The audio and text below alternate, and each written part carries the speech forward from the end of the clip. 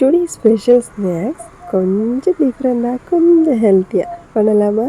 Daily daily variety snacks பண்ணுங்கம்மா அப்படின்னா எப்படிடா பண்ணுறது? ஆமாம், நீங்கள் எப்படியாவது பண்ணிடுங்கம்மா அப்படிங்கிறாங்க. சரி, ஓகே, அவங்களுக்கு எது பிடிக்குமோ அதை வச்சு கொஞ்சம் டிஃப்ரெண்ட்டாக பண்ணலாம் அப்படின்னு தான். அதுக்கு முதல்ல நெய் ஊற்றி 2 பெரிய பழத்தை இந்த மாதிரி குட்டி குட்டியாக கட் பண்ணி அதை சிம்மிலேயே வச்சு நல்லா வதக்கி எடுத்துக்கலாம். இந்த மாதிரி லைட்டாக மசிச்சு விட்டதுக்கப்புறமா தேங்காய் பூ சேர்த்துக்கலாம். தேங்காய் பூ சேர்த்து நல்லா மிக்ஸ் பண்ணதுக்கப்புறமா இப்போ இனிப்புக்கு ஏற்ற மாதிரி சுகர் சேர்த்துக்கலாம். சுகர் போட்டு நல்லா மிக்ஸ் பண்ணதுக்கப்புறமா நம்ம ஃப்ளேம் ஆஃப் பண்ணி வச்சுக்கலாம். இப்போ இந்த ஸ்நாக்ஸ் பண்ணுறதுக்கு மெயினாக ப்ரெட்டு தேவை. இந்த மாதிரி ப்ரெட்டை எடுத்து ஒரு மூடி வச்சு சென்டரில் கட் பண்ணி எடுத்துக்கலாம். இந்த மாதிரி அழகாக ரவுண்டு ஷேப்பில் கிடைக்கிறதுக்கு வேண்டி தான் நம்ம இந்த மாதிரி கட் பண்ணி எடுத்துக்கிறோம். இப்போ எவ்வளோ ஸ்நாக்ஸ் பண்ணுறோமோ அதுக்கேற்ற மாதிரி எல்லா ப்ரெட்டையும் கட் பண்ணதுக்கப்புறமா சென்டரில் அந்த பனானோட மிக்ஸ் அதில் வச்சதுக்கப்புறமா லைட்டாக ப்ரெஸ் பண்ணி விட்டுக்கலாம்.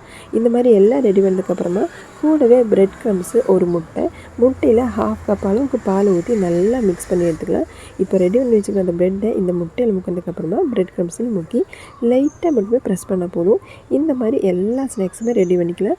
இந்த மாதிரி பர்ஃபெக்டாக ரெடி பண்ணதுக்கப்புறமா நான் இப்போ நெய் ஊற்றி தான் ஃப்ரை பண்ண போகிறேன். உங்களுக்கு வேணும்னா கோகோனட் ஆயில் இல்லைனா ஆயில், அது உங்கள் விருப்பத்துக்கு ஏற்ற மாதிரி நீங்கள் எடுத்துக்கலாம். இந்த மாதிரி சிம்மிலே வச்சு லைட்டாக கலர் சேஞ்ச் ஆகிற அளவுக்கு நம்ம ரெடி பண்ணி எடுத்துக்கணுங்க. இந்த மாதிரி கலர் சேஞ்ச் ஆனதுக்கப்புறமா நம்ம இதை எடுத்துகிட்டிங்கன்னா ரொம்ப டேஸ்ட்டாக, ரொம்ப ஈஸியாக, கொஞ்சம் ஹெல்த்தியான ஒரு ஸ்நாக்ஸ் வேணும்னா கண்டிப்பாக உங்களுக்கு இதை ட்ரை பண்ணலாங்க. ஈவினிங் ஸ்நாக்ஸ் கொஞ்சம் டிஃப்ரெண்ட்டாக வேணும் அப்படின்னா கண்டிப்பாக உங்களுக்கு இந்த ஒரு ஸ்நாக்ஸ் பண்ணி கொடுக்கலாம். பிடிச்சிருந்தால் மறக்காமல் ட்ரை பண்ணி பாருங்கள்.